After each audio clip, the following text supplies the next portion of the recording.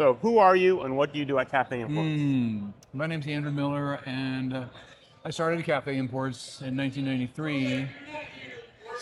Do you want the whole story? Yeah, go for it. Do So the I whole was thing. working. I grew up in Des Moines. I went to the University of Iowa. Then I moved to Minneapolis for a girl. Ended up going to the University of Minnesota. I always worked in the hospitality industry and restaurants since I was like 14, and then I was in Minneapolis when I was going to university. I worked in a high-end Italian restaurant. We were like the barista. You know, you're the busboy and the barista and that kind of stuff. Well, there's a guy that worked there who was a friend of mine. His name is Vito. This is 1993 when Caribou was just kind of coming into town, or especially coffee was kind of, there were some old guys around like Camerons and Ed Dunn Brothers, guys like that. But it was like little shops were popping up. So Vito's dad was a coffee farmer. So he had gotten samples from his dad, and I was helping him with his English because I was an English major. So I was helping him like write the business plan and letters of introduction and that kind of stuff. And then Vito and I took a trip to Brazil to meet his father and visit the farm, and I was really blown away by the kind of the similarity, because I grew up on the south side of Des Moines, and my uncle had a farm down by St. Mary's, and we were baling hay or had cattle and that kind of stuff. And farmers I was like, that's just like, you look just like the farmers in Iowa with these big, gnarly hands, you know, because you're farming all the time, right? So it really was kind of struck a chord with me. Anyways, came back, took the samples out to some of those roasters. They thought it was really good coffee, and we're like, this is awesome. So we tried to scramble and get some money. My mother-in-law, we borrowed $70,000 from my mother-in-law. We bought a container of Brazilian coffee. A container? 20 tons, 40,000 bags, 300 bags, 40,000 pounds of coffee. That's how they ship it. That's kind of minimum. Where'd you keep it? We rented a little warehouse in South Minneapolis. He and I like opened the doors. It came tumbling on to us. So I started like, during the day I would go to the library and get the yellow pages, and I'd look for roasters in Eau Claire and Madison and Milwaukee and Chicago, and I'd call them. And then I started loading it on a truck, and I would drive and I would deliver coffee to small roasters. Green coffee, 130-pound bags. And you do it like on your, you carry it. This is how my neck goes like that now, because I was carrying these bags of coffee on my back. I mean, on a pickup truck, you'd pull it out and get under it and then carry it in. You know, sometimes with a dolly, but most of the time I ended up carrying them in. I had a client in Door County, Wisconsin. It was one of the first women-run businesses. They're still in business. And I drove in a van down there with like 20 bags of coffee and carried it in, and she's been my customer ever since, for 30-some years. She refuses to even take anyone else's phone calls just because we have this relationship, you know. I mean, that's what 30 years, Yeah, but I mean, there's a lot of value in the relationship and me going there and meeting them, that kind of stuff. So then I was sourcing coffee. I started branching out. I bought coffee from Mexico. I bought coffee from Costa Rica, because we had to expand our menu, right? Because everyone else had those. Because you just had Brazil at that point? Just had Brazil at that point. So then I'm sourcing coffee and I'm selling coffee. Just kind of both of those things at the same time. And then we brought in another salesperson, brought in a couple guys to work in the warehouse, and it's just kind of like slow growth. Yeah, kind of thing. That's so cool. Well, my next question was how long you've been in coffee, but you said 33 years. 33 years. And now I don't really, you know, I'm more like an executive management. You know. This isn't nearly as sexy, but it's also less work. Less work, Right. Like I was just asking you about this trade show. Like you're just kind of being told where to go. Yeah, my first trade show was in 1996. It was in New Orleans, and European Roastery was a big roaster in the U.S. Yeah. And I was selling him coffee, and he talked about the show and said, you should come down and try to market your coffee. In New Orleans? In New Orleans. Okay. So, but he had a booth, and the booth next to him was empty, so it was just cement. So it was just me standing there with one bag of coffee in front of me, and I had like business cards in my hand. You know, it's just like, I didn't sell a thing, you know, but it was a education into what the industry was like, you know. Yeah.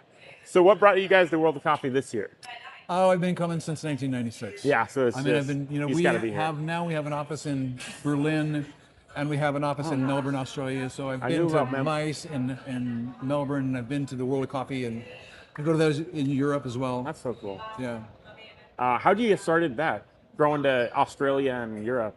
We had a customer, and it's just sort of the same thing was happening in Australia. I mean, Australia is an espresso-based industry, because it was the Italians moved there and started doing coffee, and there's no drip coffee. It's all espresso. And I was at a roasting thing once. I was like with some Aussies, and I was like, but you don't have a brewer in your house? And I'm like, no. And I'm like, everyone has an espresso machine in their house? They're like, yeah.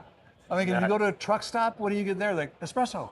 It's all espresso. So we had a customer and we became good friends. His name is Joe Tynan, and he runs our office in. Yeah. Then we hired him, and he runs our office in Melbourne. That's so cool. Okay, so how has the industry changed since 1993? I mean, that was the infancy, you know. I mean, it was just a specialty coffee. Almost. Yeah, I mean, if you go into like Lunds or Byerly's or Lunds back then, there were these bulk bins of, and it was all dark roasted coffee. It was like San Francisco's whatever, you know. Yeah. It was all bulk, you know, gravity fed bulk bin dark coffee because and Starbucks kind of perpetuated that kind of thing. So I think that it's just evolved greatly, hugely. And I mean, not to brag, but we were sort of instrumental in that. It was like going into Colombia, and you don't just buying Colombian coffee. You're buying Colombian coffee from the state of Huila, from the town of Pitalito, from the farmer named Jose it's not Gallego, Colombia. You know? You're specific. We honestly tried to take because in the high-end Italian restaurant, when you're selling wines, it's a Chianti, and it's from a specific region, and it's a specific grape, and it's done in a specific process. Yeah. And you got a Chianti that's $18, and you got a Rosso di Montalcino that's so good. $25, and you got that's so good. And 30, a Barolo, which is $35. And the difference between those wines is those things. It's the terroir, it's the varietal, it's the process. And you can't just put a Colombia label on it and just. Well, you can, but if it's just going to be generic. But if you drill down, you can make it better by having specificity. And there's also just highlighting the farmer too. The romance of knowing the farmer that grows this for you. You know. So a question I was going to ask is, you kind of did direct trade almost before direct trade was a thing. Is that would you say that? I mean, when we say direct trade these days, we're usually talking about a roaster that goes to Costa Rica, for instance, and meets somebody and has 20 bags that they want us to bring in for them. Yeah. But maybe you're right. I mean, I get, it was just like getting to know the farmers and understanding, really telling the story. Yeah, telling the story of the farmer. I mean, it's absolutely gorgeous. Oh, so, yeah. I mean, I don't want to overuse the word romance, but it's absolutely beautiful. You're riding around on a horse, and there are orange trees, and there's a stream, and there are coffee berries, and they feed you coffee and pastries, but the sad thing is they're still cooking with sticks. Yeah. Right? They're like grandmas, they're making these little pastries for us, frying them with sticks in the stove. And you're just like, that's a lot different than my kitchen at home, So that was the impetus for us we need to pay more. Oh yeah. Well, I'm willing to, I want you to separate this coffee for me, and I'm going to pay you $1 more for it because I've cupped it and it's 94 points, and I can sell this all day long. That's crazy. That someone with 94 scoring coffee is cooking so it's a with on a wood of fire. Dumb luck, hard work, a little bit of imagination. Yeah. And also a sense of morality, because we're selling the coffee for $5 a pound, and you're selling it for $15 a pound, and the farmer's getting $1. Yeah. Yeah. It's okay. So change the topic a little bit. What is your coffee shop green flag? When you go to a new coffee shop, green flag. Green flag. This is you see this, and this is good. This is a great coffee shop. A coffee shop you've never been to. It's more like personal preference at this point. But there's a lot of coffee that's being done these days that has additives in it. That's co-fermentation, or they actually throw passion fruit in the fermentation tank, and I'm not going to go anywhere near that. Okay. I'm not a really big fan of. I like some natural coffees, but I had a really nice red honey coffee from Costa Rica the other day. But primarily, I'm of a certain age also, so I kind of like a washed coffee. Yeah. So them seeing that they have a sense of what's out there and making good choices about quality. The machinery, it's got to be clean. The machinery's got to be good. Got to be clean. Nice baristas, and Yeah, I have some favorite coffee shops in Minneapolis that I'll go in there and get a cup of coffee, and I'll buy a pound of coffee. Yeah. Because I know. I know what they're doing. Okay, so you started in 93. My dad started in 91. What was it? What was it actually like trying to sell specialty coffee back then? It wasn't easy because he had a relationship with somebody else that that's it's not easy to break up somebody's relationship. I called on him for years. Yeah. I'm from Des Moines, so my mom lives there, so I would go down there, and I knew Friedrichs, and I was selling coffee to Java Joe's, and I was selling coffee to that woman on Ingersoll Avenue. Zanzibar. Yeah, Zanzibar. But also, most of her bags were from a company in San Francisco. Yeah. So it sales is not always easy. No, it's not, but it's important. Yeah. So another question, you made cafe imports carbon neutral in 2008. So what drove that decision? Well, so somewhere along the line, we realized that we needed to define our mission and our values. Yeah. And those turned out to be increase, decrease, and share. We wanted to increase the value going to the producers. We wanted to decrease our negative impact on the environment. Yeah. And we wanted to share what we know, learned about coffee through education. So we have an education platform. We did the carbon neutral thing. We just recently became not carbon neutral, but B Corp certified. Yeah. So those things all kind of fit together. Fit the values and mission. Yeah. So what origin are you most excited for right now? Right now, one origin. I'm still in love with Colombian coffee. Yeah. It's only because I worked there for years. It's just one of my favorites. It kind of fits in my wheelhouse. I mean, I like to drink Italian wines and Portuguese wines. They're similar, they're big, fuller bodied, really good acidity.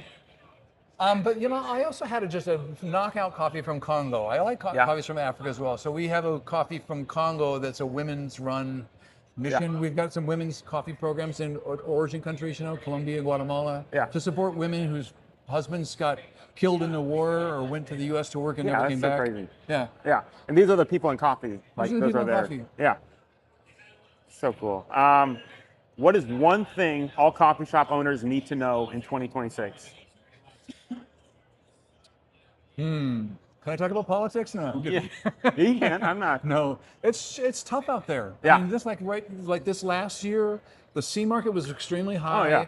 It's crazy. In the cash and carry market was inverted, which makes it extra expensive. And then the tariffs. I mean, we booked millions of dollars of tariffs. Oh yeah. And then they took them off, and now we've got coffee sitting in the warehouse that has tariffs on it that we can't collect on. I mean, it's difficult for everybody. And China's not paying those tariffs. Yeah. It's the U.S. consumers that are paying. Yeah, I think coffee shop owners they see what the roasters get, but you're more top level, so you're seeing stuff from at a political worldwide level.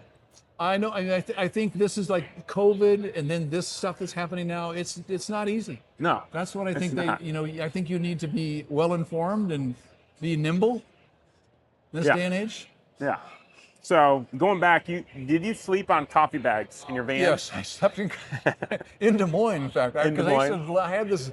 I don't know what it was. It was an Astro van. Yeah. And we took the back seats out of it. And I remember the first time Vito loaded it up, he had like 20 bags of coffee in the thing. It was severely overloaded, right? Yeah. And he's like, this thing is nice. It rides like a boat. I'm like, that's not a good thing. It's because it's just going like this, and ready to break the springs and shocks. It rides like a boat. Yeah. So I drove it to Des Moines, and I dropped off coffee for Zanzibar's, and I went to Java Joe's, and they were closed. Yeah. So I'm like, what am I going to do? So I just parked on the side street, and I think I went and got a burger and a couple beers and parked on the side street and slept for a while and got up in the morning and delivered the coffee. Oh, man. So I guess part two, was there a time you almost quit in that space during that time?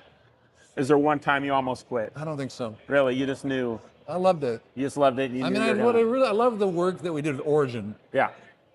Yeah. The so most. You just knew the hardships that were going to part of it. You just, no, never. You knew it was going to be. Kind of ready to quit right now. I guess that's my last question.